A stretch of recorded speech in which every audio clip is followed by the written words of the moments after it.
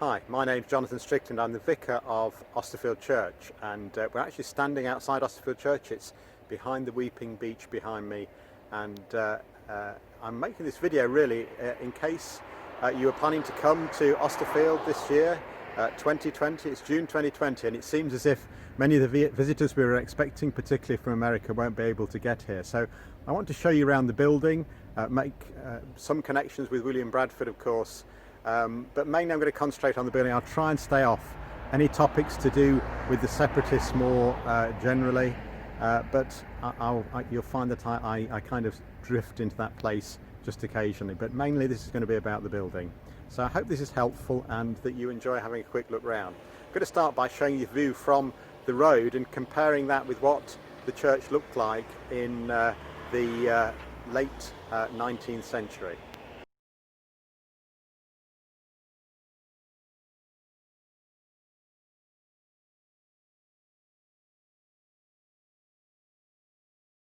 Okay, so I hope that was just a bit interesting to see that the church you see today is really appears quite different to what it would look like in William Bradford's day, behind the cottages, and quite a run-down building, we suspect, even back then. So I'm going to continue to walk towards the church now.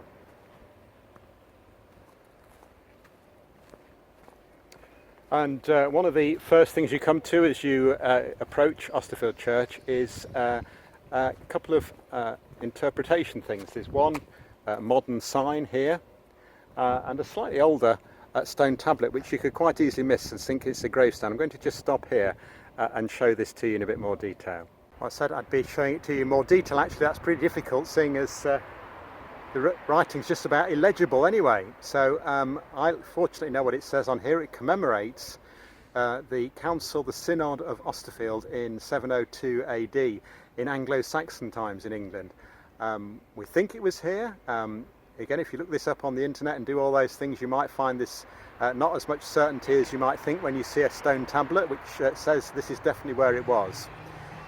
When I first got here, I was told it was a synod to determine the date of Easter between the Celtic Church and the Catholic Church, but as we are now, I believe it's actually a synod where there was a discussion about whether to reinstate Bishop Wilfrid as a member of the church, and the bishops and the local people, or the local clergy, gathered to discuss this and try and work out what was best to do. So, but there was a synod here, we think, in 702 AD, and that tells us that this has been a site of religious worship for a great number of years. So onwards then to the actual church. So as we walk past these two big trees, the weeping beech and the pine tree, we start to see the church in the churchyard, and this appearance as it has now is very much the appearance that it had after, of course, the restoration of about 1898. It looked a lot rougher than that in the time that William Bradford would have seen it, and in the years coming up to that. So that's Austerfield Church, and it's a beautiful building. It's a building that's largely Norman, Romanesque, if you like, and one of the nicest buildings that I have. I look after 5 churches in this area at the moment. So as you approach the church door, you'll find yourself walking underneath a really interesting stone inset in the Norman arch. This semicircular stone, called the tympanum, is Anglo-Saxon, so dating from about the 8th century, probably about the same time perhaps as the synod that we talked about. And if you believe the synod was about deciding the date of Easter, then this too can be about deciding the date of Easter, though how it works nobody knows. There's a dragon with a long tail. Underneath the dragon there are some round designs which look like grapes and loaves of bread and could speak about communion or the Eucharist. An alternative to the date of Easter idea is something to do with the Crusades. But whatever it is, it's a very ancient stone and one of the interesting parts of the church. So we'll pass on inside. So pretty much the first thing you see as you come into Austerfield Church is the font. Where is the font? There.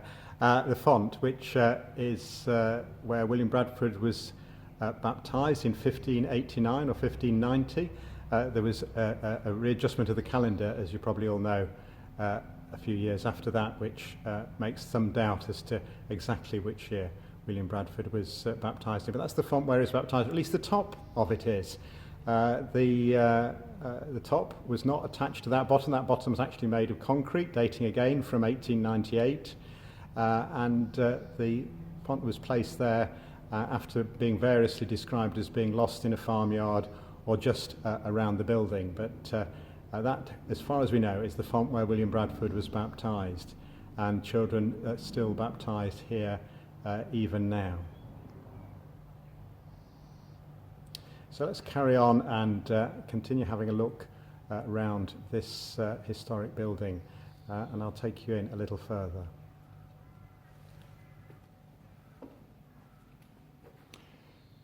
So church today looking, I would say, well, similar but quite different perhaps to how William Bradford would have experienced when he experienced it. It would have been probably box pews, not quite sure. That's what some of the pictures show us. And to show you some of the changes in the church over that time, I'm going to go and use a view from the East End. So now I'm standing just in front of the altar and looking towards the west, and there are a couple of views of the church which I'm going to share with you, trying to go again to overlay them on what we see today. The first one is of the church before the Restoration, so before or immediately before 1898, with box pews and a lot of furniture in here. And then a photo we've actually got of during the Restoration of 1898, which shows the north aisle, which is over there, north aisle over there, which is well, demolished basically, but inside that aisle were found pillars, and the pillars there then found to be Norman. I'm going to show you those in some detail in a moment, and you know, evidence of an earlier north aisle restored as part of the celebrations commemorating a Mayflower anniversary at that time. So these are the Norman pillars I was telling you about that were encased in the wall for hundreds of years, and as a consequence of that, I would say look as sharp as the day they were first carved by a Norman stonemason, about the time, of course, that the church was built in its present form, around about 1080. So a really interesting sight to see, I think. One of the most attractive churches in many ways, partly because the restoration that I've talked about so much did really very modest changes to the building, and I'm going to show you one of really an example of the lack of change on the other side of this pillar. So on this side of the same pillar is the Helena gig, a medieval fertility figure, and one of very few in existence in this country. Many were destroyed by the Victorians when they restored churches, because they felt they were erotic, not the right thing to have in a church building at all. But this one survived. This church, as I say, getting the attention of restoration very late on in the Victorian era. So that's been preserved here, and is probably, for people who interest is in stone carving, the most interesting feature of this church. What I'm showing you now is a coat of arms. It's the coat of arms of George III, and every church in England was required, or in fact I think still is required, to display these coat of arms indicating their allegiance to the crown. But as far as I know, every church in England has given up renewing them. I still, though, have to swear my allegiance to the Queen when I was ordained, because the Church of England remains an established church in this country. But it just gives me a moment just to sort of just touch on the history that was going on around this time when William Bradford was baptised here.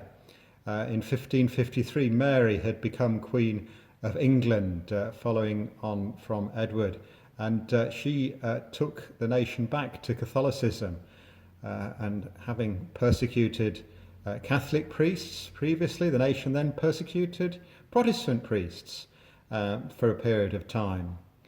In 1556, Cranmer, the author of the Book of Common Prayer, still used as the traditional form of worship in Anglican churches in England today, was burnt at the stake in Oxford. But in 1559, Mary was succeeded by Elizabeth, a Protestant queen, and again everything changed and everything started to be turbulent even more so. In 1560, the Geneva Bible was published in Switzerland in English, and we assume that is the Bible that William Bradford read. In 1588, the Spanish Armada was defeated. In 1603, James I of England, or James VI of Scotland, came to the throne in England, another Protestant king. And in 1605, the Gunpowder Plot, a plot by a group of Catholics to blow up Parliament, was foiled. And just to finish, in 1611, the King James Bible, the authorised version, was published, and in a sense, England began to make the Bible readily available to all people. Not quite as simple as that, but the change was happening. So this was the time in which William Bradford lived. This was the time in which the separatists wanted nothing to do with the acts of conformity that required worship to be done in a particular way. They wanted people to be able to look at and study the Bible for themselves and come to their own conclusions about how they should live. There's also to be said that despite being baptised in this church, William Bradford didn't attend here, preferring instead to walk the couple of miles to Scrooby or the 10 miles to Babworth, and to receive their Bible teaching and preaching that was more to his liking. Many priests in the Church of England in William Bradford's day were not so good. So in this window of the north side aisle, we have a stained glass window which represents really William Bradford's life, various scenes from his life. This was put in 1989, so 400 years after William Bradford's baptism in this church, and you can see scenes both from Austerfield, from the sailing of the Mayflower, and the signing of the compact. So just a really good representation of William Bradford. At the top, and sadly you can't see this, is that famous phrase, one small candle, remembering really William Bradford and his hope that what they were doing was going to be of greater significance than just simply for them, but was going to start a whole new way of life. I think I would say that way of life really founded William Bradford on his reading of the Bible, his coming to a knowledge of what the Bible said, as he studied as a really relatively well-off child. Sadly, of course, both parents deceased, but in monetary terms well-off. And as he read the Bible, he understood its truth for himself. This plaque commemorates the work of the Society of Mayflower and other people in the United States who worked and gave to restore this church in 1898 to put it back into the state that it is pretty much today. So we remain grateful to that piece of work that was done that preserved this church and keeps it as a good place to visit or to know about in the history of a turbulent time in England, and a time that was, I guess we'd say, foundational to the United States of America.